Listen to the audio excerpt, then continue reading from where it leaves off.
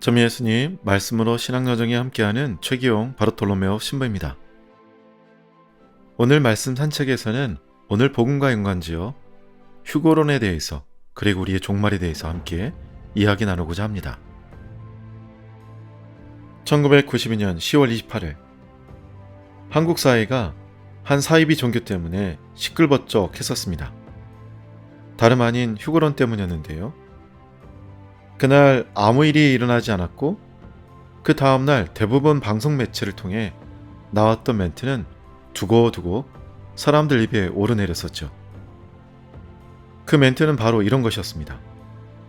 휴거의 기적을 기다렸으나 아무 일이 일어나지 않아서 각자의 집으로 돌아갔습니다. 휴거론을 주장하던 사람들이 근거로 삼는 성경 구절이 몇 개 있습니다. 히브리서 11장 5절, 데살로니가 전서 4장 14절부터 17절, 그리고 오늘 루카복음 17장 26절부터 36절까지입니다. 하나는 데려가고 하나는 버려둘 것이다. 사실 휴거에 대한 개념은 초기 교회의 교부들도 이야기하지 않았고 오늘날에도 가톨릭은 14만 4천 명만 딱 구원받을 거라고 하는 휴거론을 인정하지 않습니다. 이 휴거론은 대략 70여 년밖에 되지 않은 일부 사이비 종교의 주장임을 분명히 알아야 할 필요가 있습니다. 그리스도교의 종말론은 이렇게 협소하고 그리고 극단적이지 않습니다.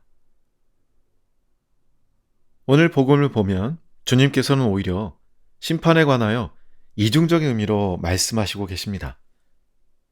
우선 보편적인 심판, 곧 공심판이라고 하는데요. 그리스도께서 오시는 날은 시끄럽고 그리고 멸망이 오는 것 같은 그런 날이 아니라 그저 오늘처럼 평범한 날이 될 것입니다. 거기에는 경고도 없습니다. 그날 일부 사람들은 준비가 되어 있을 것이고 일부는 그렇지 못할 것입니다. 여러분들도 알고 있는 노아의 날과 그리고 아브라함의 조카요 소돔에 살았던 롯의 시간이 여기에 해당됩니다. 그날에 회개를 하거나 마음을 바꾸게 되면 이미 늦었지요. 그 종말의 시간에 우리가 가진 모습이 딱 그 모습일 것입니다. 구원받을 거룩한 사람들은 겉으로 볼 때 모든 사람들과 다를 바가 없어 보이겠지만 그들의 내면과 영혼은 그리스도를 닮았기 때문에 주님의 나라에 들어갈 수 있게 될 것입니다. 그렇다면 이 모든 일이 어디에서 일어날 것인가 라고 하는 것이 오늘 또 복음에 나오는 질문이기도 합니다. 이에 대해서 예수님께서는 이렇게 말씀하십니다. 시체가 있는 곳에 독수리들도 모여든다. 사실 성경의 원문을 보면 시체라고 하는 단어는 나오지 않고 사람의 몸을 이야기하고 있는데 문맥상 그 몸은 죽은 사람을 의미하기 때문에 한국 번역본에서는 이거를 시체라고 번역을 한 것 같습니다.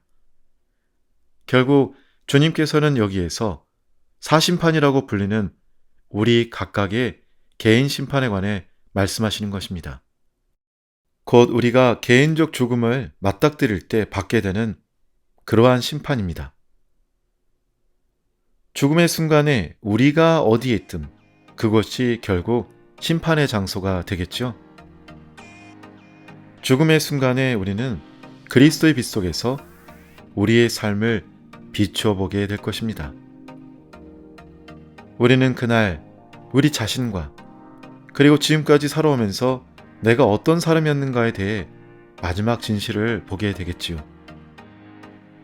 죽음을 통해 오는 이 사심판의 날은 역시 다른 날처럼 평범한 날일 것입니다.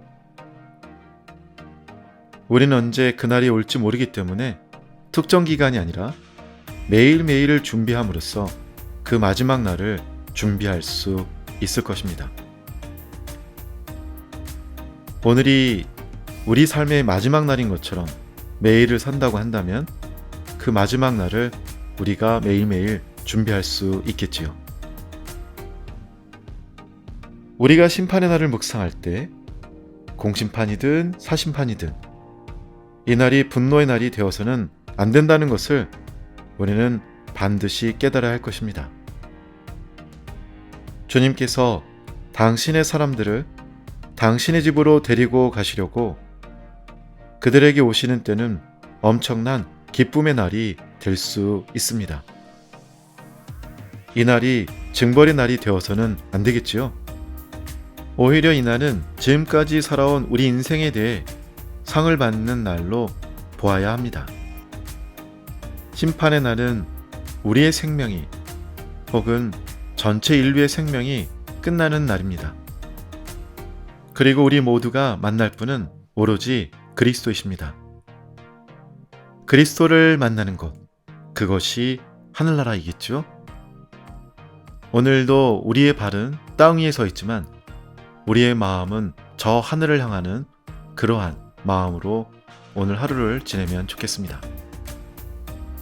사랑하고 축복합니다. 좋아요와 구독은 사랑이고 전교입니다. 감사합니다.